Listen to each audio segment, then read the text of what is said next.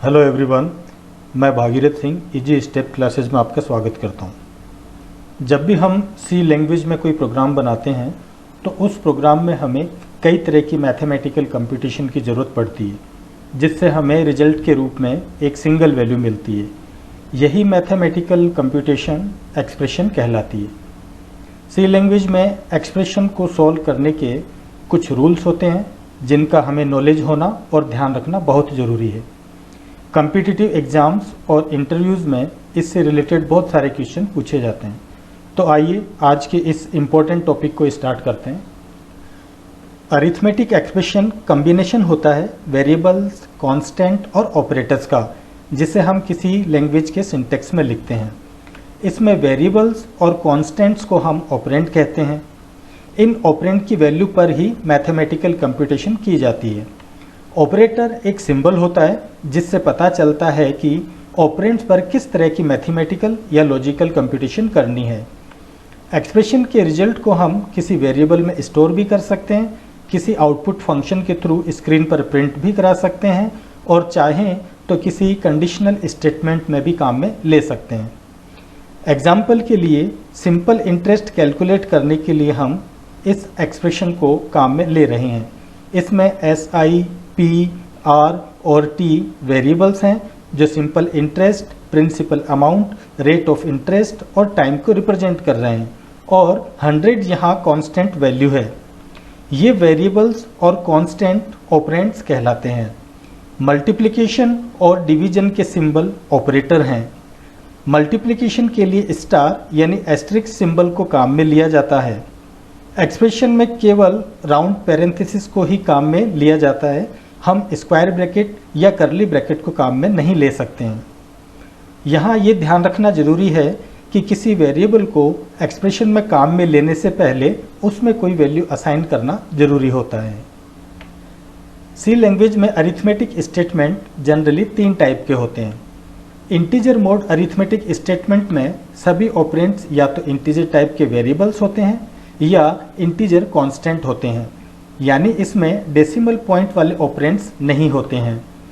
Real mode arithmetic statement में सभी operand या तो रियल टाइप के यानी डेसिमल पॉइंट वाले वेरिएबल होते हैं या रियल कांस्टेंट होते हैं, यानी इसमें इंटीजर ऑपरेंड्स नहीं होते हैं।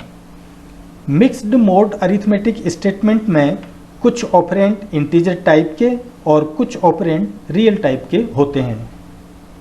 सी के प्रोग्राम को इफ़ेक्टिवली बनाने के लिए और एक्यूरेट रिजल्ट लेने के लिए हमें सी लैंग्वेज के कुछ अरिथमेटिक रूल्स समझने होंगे जो इंटीजर और फ्लोटिंग पॉइंट वैल्यू पर अप्लाई होते हैं। पहला रूल, अगर हम अरिथमेटिक एक्सप्रेशन में सिर्फ इंटीजर ऑपरेंड को काम में लेंगे तो रिजल्ट हमेशा इंटीजर आता है।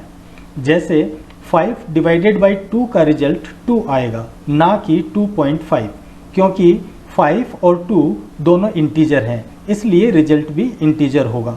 इसी तरह 2 डिवाइडेड बाई 5 का रिजल्ट 0 होगा, ना कि 0.4। दूसरा रूल, किसी भी अरिथमेटिक ऑपरेशन में सिर्फ रियल ऑपरेंड को काम में लेंगे तो रिजल्ट में हमें रियल वैल्यू ही मिलेगी। जैसे 5.0 डिवाइडेड बाई 2.0 का रिजल्ट 2.5 आएगा, क्योंकि दोनों ऑपरेंड रियल टाइप के हैं। इसी तरह 2.0 डिवाइडेड बाय 5.0 का रिजल्ट 0.4 आएगा। तीसरा रूल, अगर किसी ऑपरेशन में इंटीजर और रियल दोनों तरह के ऑपरेंड्स काम में लिए जाते हैं तो रिजल्ट हमेशा रियल आएगा। इस तरह के ऑपरेशन में इंटीजर को पहले रियल टाइप में इम्प्लिसिटली कन्वर्ट कर दिया जाता है और फिर अरिथमेटिक ऑपरेशन को सॉल्व किया जाता है, इसलिए रिजल्ट भी रियल आता है। जैसे 5.0 डिवाइडेड बाई 2 ऑपरेशन में पहले इंटीजर 2 को रियल में यानी 2.0 में कन्वर्ट किया जाएगा, इसलिए रिजल्ट 2.5 आएगा। इसी तरह 2.0 डिवाइडेड बाई 5 का रिजल्ट 0.4 आता है। सी लैंग्वेज में डेटा वैल्यू को प्रॉपर टाइप में कन्वर्ट करने के 2 तरीके होते हैं, इम्प्लिसिट टाइप कन्वर्जन और एक्सप्लिसिट टाइप कन्वर्जन। सी लैंग्वेज हमें अलाउ करती है कि हम एक्सप्रेशन में डिफरेंट डेटा टाइप्स के वेरिएबल्स और कांस्टेंट को मिक्स कर सकते हैं। इस तरह की एक्सप्रेशन को सॉल्व करने के लिए सी लैंग्वेज इंटरमीडिएट रिजल्ट को ऑटोमेटिकली उसके प्रॉपर डेटा टाइप में कन्वर्ट कर देती है। ये automatically conversion implicit type conversion कहलाता है। किसी एक्सप्रेशन में ऐसा भी हो सकता है कि एक्सप्रेशन के रिजल्ट का टाइप और एक्सप्रेशन के रिजल्ट को स्टोर करने वाले लेफ्ट हैंड साइड के वेरिएबल का डेटा टाइप अलग अलग हो। इस तरह के केस में एक्सप्रेशन का रिजल्ट लेफ्ट हैंड साइड के वेरिएबल के डेटा टाइप के अकॉर्डिंग या तो प्रमोट हो जाता है और या डिमोट कर दिया जाता है। Lower type automatically higher type में कन्वर्ट हो जाता है। इसको एग्जाम्पल से समझने के लिए हम इंटीजर टाइप का एक वेरिएबल i काम में ले लेते हैं।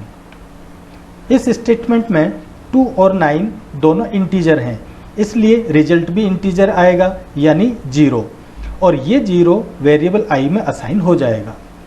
Next statement mixed mode arithmetic statement है, इसलिए इंटीजर 9 प्रमोट होगा 9.0 यानी रियल वैल्यू में और फिर डिवीजन होगा। इस डिवीजन का रिजल्ट 0.6 टाइम 2 आता है, लेकिन i इंटीजर टाइप का है, इसलिए ये रिजल्ट डिमोट होगा 0 में और ये इंटीजर पार्ट 0 स्टोर हो जाएगा i वेरिएबल में। इसी तरह से इस स्टेटमेंट में 9 और 2 दोनों इंटीजर हैं, इसलिए रिजल्ट भी इंटीजर आएगा यानी 4। अब फ्लोट वेरिएबल के साथ कुछ एग्जांपल्स देखते हैं। इस स्टेटमेंट में 2 और 9 दोनों इंटीजर टाइप के हैं, इसलिए रिजल्ट भी इंटीजर होगा यानी 0, लेकिन लेफ्ट हैंड साइड में वेरिएबल f फ्लोट टाइप का है, इसलिए ये रिजल्ट यानी 0 प्रमोट होगा 0.0 में और फिर स्टोर होगा f वेरिएबल में।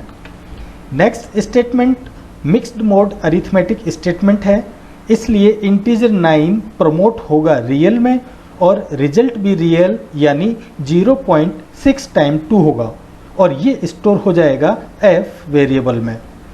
लास्ट स्टेटमेंट में इंटीजर डिवीजन होगा और रिजल्ट आएगा 4। ये 4 अब प्रमोट होगा 4.0 में, फिर स्टोर होगा वेरिएबल f में। अब एक्सप्लिसिट टाइप कन्वर्जन को समझते हैं। किसी सिचुएशन में अगर हम ऑटोमेटिक टाइप कन्वर्जन नहीं चाहते हैं और हमारी रिक्वायरमेंट के अनुसार टाइप कन्वर्जन को फोर्स करना चाहते हैं, तो ये प्रोसेस एक्सप्लिसिट कन्वर्जन या टाइप कास्टिंग कहलाता है। टाइप कास्टिंग के लिए हमें एक्सप्रेशन या ऑपरेंड से पहले राउंड पैरेंथेसिस में उस डेटा टाइप का नाम लिखना होता है जिस टाइप में हम कन्वर्जन करना चाहते हैं। एग्जाम्पल के लिए हमने 2 इंटीजर वेरिएबल लिए x और y। x को हमने 10 से और y को 4 से इनिशियलाइज किया है। अब एक फ्लोट वेरिएबल डिक्लेयर किया है। अब अगर हम x divided by y calculate करेंगे तो रिजल्ट 2 आएगा, क्योंकि x और y दोनों इंटीजर टाइप के हैं और ये इंटीजर 2 फ्लोट में प्रमोट होकर वेरिएबल f में स्टोर हो जाएगा। प्रिंट कराने पर आउटपुट में 2.00 डिस्प्ले होगा। अब अगर हम किसी भी ऑपरेंड से पहले राउंड पैरेंथेसिस में फ्लोट लिख दें तो उस ऑपरेंड की वैल्यू पहले फ्लोट में कन्वर्ट हो जाएगी, जिससे एक्सप्रेशन का रिजल्ट भी फ्लोट में कन्वर्ट होकर वेरिएबल f में स्टोर हो जाएगा और इस बार प्रिंट कराने पर आउटपुट में 2.50 प्रिंट होगा। कुछ और एग्जाम्पल देख लेते हैं।